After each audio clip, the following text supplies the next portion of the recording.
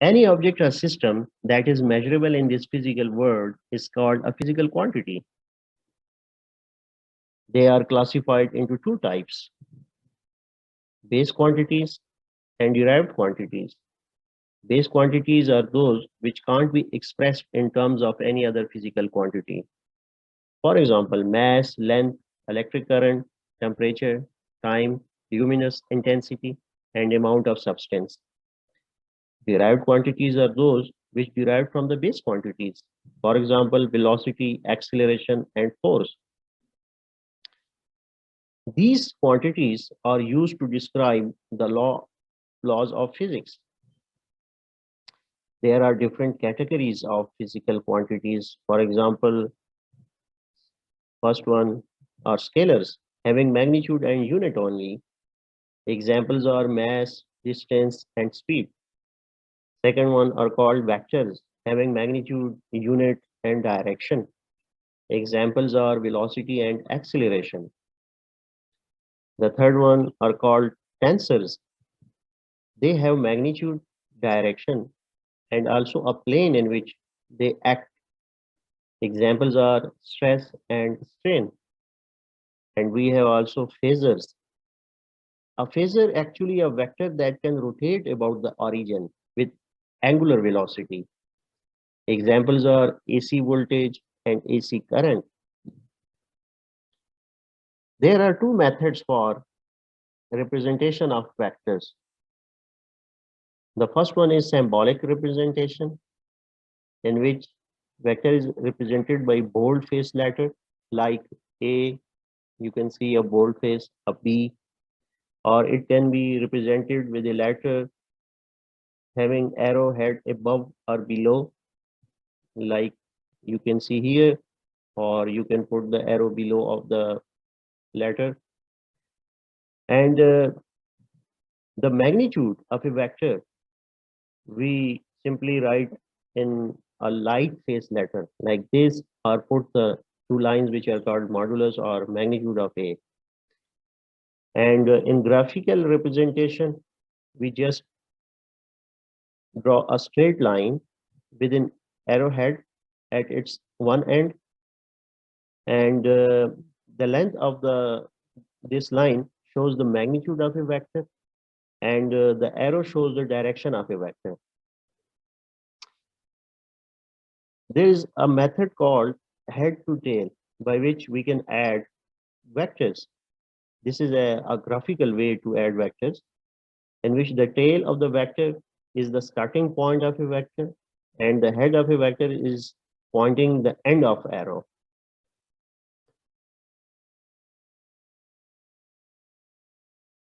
So, as I said, by using head to tail method, we can add vectors. For example, we have two vectors A and B. By putting the B vector tail at the head of A and draw in this way, you can take the resultant of both vectors, and that is R is equal A plus B. Now,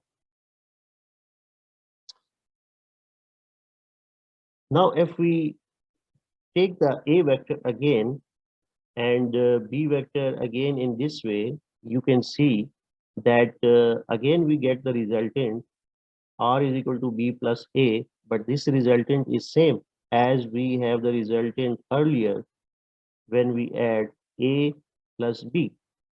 So this means vector addition is commutative.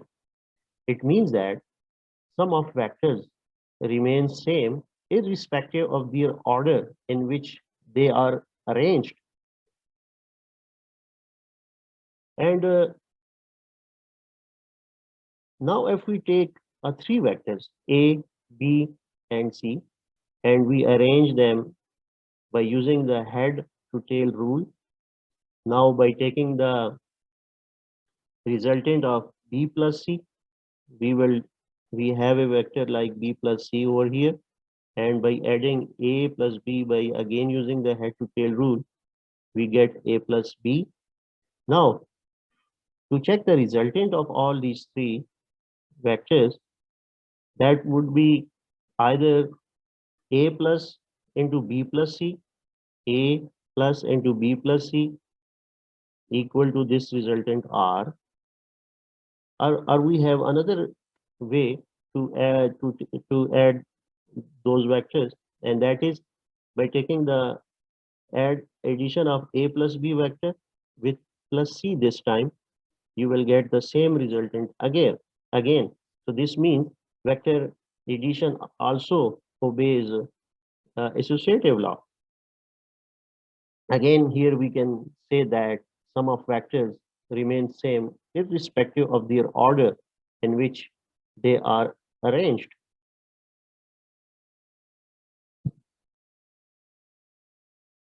Let's have a look how we can calculate the rectangular components of a vector. To find the rectangular components of a vector A, let's draw a vector A, making an angle theta with the x-axis. Now draw perpendicular from P on x-axis and also a perpendicular on y, that is Pn. So it means if we have a look the projection of a vector on x-axis, that would be axi. I is the unit vector in the direction of x-axis, and the projection of OP on y, that is ayj. So it means this a vector has two components now. A is equal axi plus ayj. Here you can see ax I cap is perpendicular at ay j cap. So it means there is 90-degree angle between both components. So that's the reason we call them rectangular components. Now, the question is how to take the x component out of it. So for that, simply we use cos of theta is equal OM over OP. So OM is AX, OP is A. So this way we have a x component AX is equal A cos of theta. And now for the y component, we simply use the trigonometry of sine of theta, and that is MP over OP, and that would be AY over A.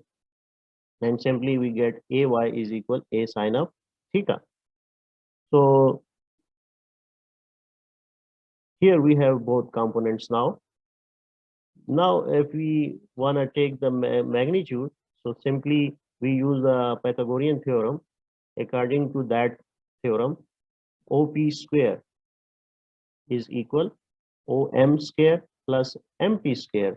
So we have A square is equal AX square plus AY square, and simply that is equal A is equal under the root of AX square plus AY square.